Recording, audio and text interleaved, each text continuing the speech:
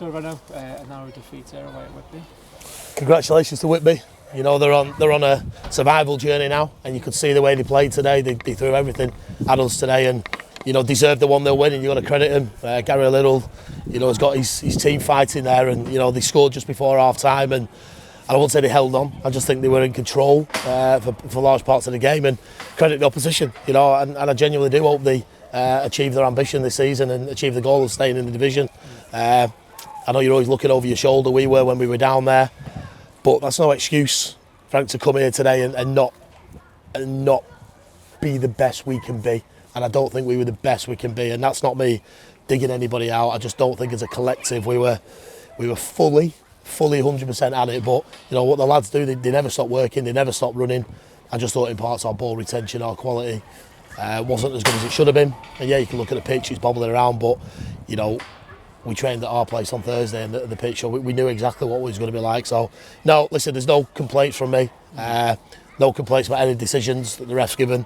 It's a fair result, and Whitby win the game 1-0, and we wish them all the best. And you know, I know some people will be happy because they like coming to Whitby, and you know, it's that weekend away. So you know, I hope they do stay in the division and you know, get themselves together over the whole season and see what happens. But you know, we've got our own journey to finish this season, and we don't want to be finishing it on defeats. I thought we were excellent last week against Guiseley, and then we've come here today and probably just been slightly off the boil, but that's okay, that happens in football. Well, you referenced it there, it was hard to ignore the supporters today, was it? I thought the sport was incredible, you know, it was absolutely brilliant, and you know, they travel all this way, they get the t-shirts, it's a Whitby weekender, you know, they come up last night, the club's so special, and you can see what it means, and they've all travelled, and you know, we apologise for not being able to give them the right result. I don't think it'll dampen the night. I think they've had a good night last night, I think they'll have another good night tonight, but you always want to win games of football, so you know, sorry we couldn't get the result, but you know, that support's been growing.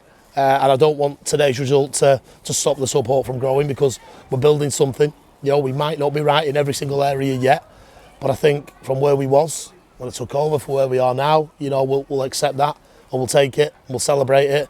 But we don't want to finish the season, you know, with defeats, because it's a long time over the summer, and you've got to look back and think, should we have been better? Could we have been better? And that's the, you know, my promise to any fan or to any person that knows me or the dressing room is that we'll always give 100% right till the first ball's kicked, till the last ball's kicked, and you know, if it wasn't right today for whatever reason, I'll look to put that right, and that's all you can do.